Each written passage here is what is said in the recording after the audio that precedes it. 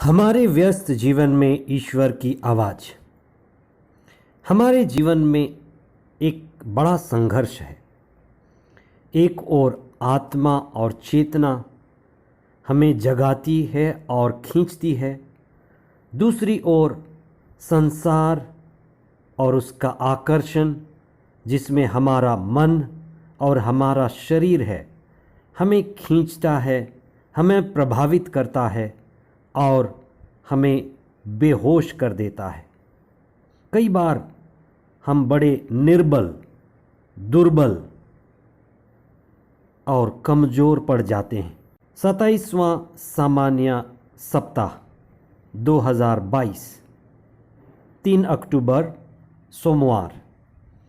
पहला पाठ गलातियों के नाम संत पौलुस का पत्र अध्याय 1 पद संख्याएं 6 से 12। संत लूकस का सुसमाचार अध्याय 10 पद संख्याएं 25 से 37 तक। हमारी जिंदगी चुनौतियों से भरा हुआ है। कहा जाता है जितना समुंदर में पानी नहीं है उससे भी ज़्यादा लोगों के आँखों में आंसू है।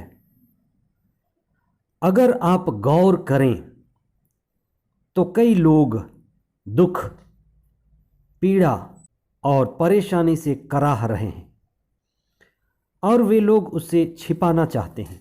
घायल हैं, असहाय हैं, अकेले पड़ गए हैं। कुछ के रोने की आवाज़ आती है, कुछ के रोने की आवाज़ नहीं आती। कुछ के आंसू बह निकलते हैं तो कुछ अंदर ही अंदर आंसू पी जाते हैं। हमारी हालत वैसे ही है जैसे यरूशलेम से यरीको जाने वाले मार्ग में उस घायल व्यक्ति का था।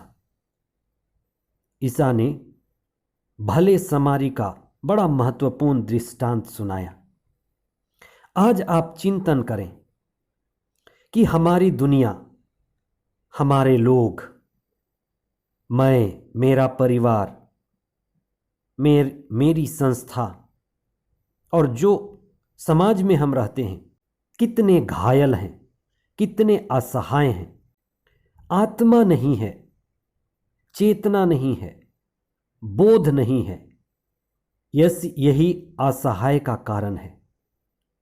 मैं व्यक्तिगत रूप से कितना अकेलापन महसूस करता हूँ। आप चिंतन करें, मैं कितना अकेला अनुभव कर रहा हूँ। आप इस पर चिंतन करें, मैं कितना घायल और कितना अकेला हूँ।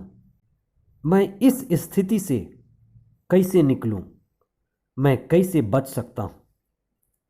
आज का सुसमाचार बड़ा व्यवहारिक और मार्मिक है। हम इस पर गहराई से चिंतन करें। भले समारी का दृष्टांत हमारे ही इस परिस्थिति, इस दुनिया का सीधा प्रतीक है, विश्वासियों के समुदाय का प्रतीक है। जब भी ईसा दृष्टांत सुनाते थे, दृष्टांत के पीछे बड़ी गहरी, प्रासंगिक और उपयोगी बातें सिखाकर जाते थे, जो हर समय के लिए, हर युग के लिए, हर काल के लिए महत्वपूर्ण शिक्षा बनी हुई है। जो स्थिति उस समय यरूशलेम से यरीको जाने वाले रास्ते की थी कि कितनी असुरक्षा थी, कितनी डरावनी थी, अनिश्चितता थी, डर लगा रहता था, भय, लूटपाट होगा, अराजकता होगी, अव्यवस्था, डाकू, लुटेरे। यही हमारे संसार की, यही हमारी दुनिया की, यही हमारे घर, परिवार और संस्था की हालत है। आखिर ये घायल व्यक्ति कौन है? ये असहाय संसार जिसमें मैं, आप और हमारा परिवार जी रहा है, यही असहाय व्यक्ति, घायल व्यक्ति है। हम सभी का दुख और सभी दुखित व्यक्तियों का जीवन ही उस घायल व्यक्ति के प्रतीक हैं जिसको ईसा भले समारी के रूप में हमारे पास रखते हैं। और इस दृष्टांत में ईसा ही भला समारी है, यीशु भला समारी है। प्रभु यीशु एक अच्छे सच्चे व्यक्ति हैं, ईश्वर के पुत्र हैं, जिन्होंने अपना सब कुछ हमारी भलाई के लिए, हमारी मुक्ति के लिए, हमारी सुरक्षा के लिए, हमारी पूर्णता की जीवन के लिए, हमारी आध्यात्मिक जिंदगी व अनंत मुक्ति के लिए अपना सब कुछ क्रूस पर दे दिया। जो भी दिया जा सकता था वह दे दिया। उनकी ये प्रार्थना, हे पिता, मैं अपना सब कुछ तेरे हाथों में सौंप देता, अपना जीवन, अपनी सुख सुविधा, अपनी पूरी दुख भोग, मृत्यु, क्रूस बलिदान, जिससे हमारी मुक्ति संभव हो सके। हमारी कलीसिया चर्च एक समुदाय ही नहीं, एक सराय की तरह है, जहां घायलों का इलाज संस्कारों के द्वारा चलता रहता है। लोग संस्कार पाने के लिए चर्च में आते हैं। संस्कार ही जीवन का स्रोत है। संस्कार, प्रभु का शब्द, हर एक प्रार्थना, जिससे हमें शारीरिक, आध्यात्मिक, मानसिक और सर्वांगीण चंगाई मिलती है।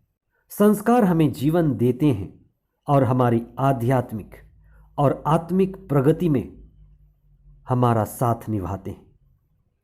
बहुत बार हमारी हालत बेहोश घायल व्यक्ति की है। हम लूटे हुए इंसान मालूम पड़ते हैं, जिसका सब चीज लूट गया है, जो बोध में नहीं है, चेतना में नहीं है, होश में नहीं है, उसका सब चीज लूट चुका है और लूट रहा है। लोग कितने ही खाली खाली अनुभव करते हैं। हमें प्रभु के प्रेम से भरना है। हमें प्रार्थना में उत्साह और विश्वास में दृढ़ता की जरूरत है। आइए हम विशेष प्रार्थना करें कि ये जीवन हमें मिला है मुक्ति पाने के लिए, प्रभु से जुड़ने के लिए, चंगाई के लिए। हम होश में आए, होश संभालें। अच्छा जीवन, आध्यात्मिक जीवन, आत्मिक जीवन संभव है। आप इसके लिए कदम उठाएं, अपने जीवन में चुनाव करें, ईश्वर को अपनाएं, आध्यात्मिकता के मार्ग में बढ़ें। हे सर्वशक्तिमान ईश्वर, धन्यवाद देते हैं क्योंकि इस दुनिया में हम कितने असहाय हैं, आंसुओं में हैं, कराह रहे हैं, लेकिन कलीसिया हमारी मदद करने के लिए तैयार है। हमारे पास संस्कार उपलब्ध हैं। आपके दिव्य वाणी हमें ज्योति दिखाती है। हमें आशीर्वाद दीजिए, हमें कृपा दीजिए कि हम आपकी आवाज़ सुने, हम चेतनशील बने, धर्मशास्त्रों के द्वारा जीवन प्राप्त करें, प्रज्ञा प्राप्त करें और आध्यात्मिकता के मार्ग में बढ़ें। हम आत्मा, शरीर, संसार और मन में आत्मा को चुनें और आत्मा का राज्य हमारे जीवन में आए। यही ईश्वर का राज्य है। आमीन।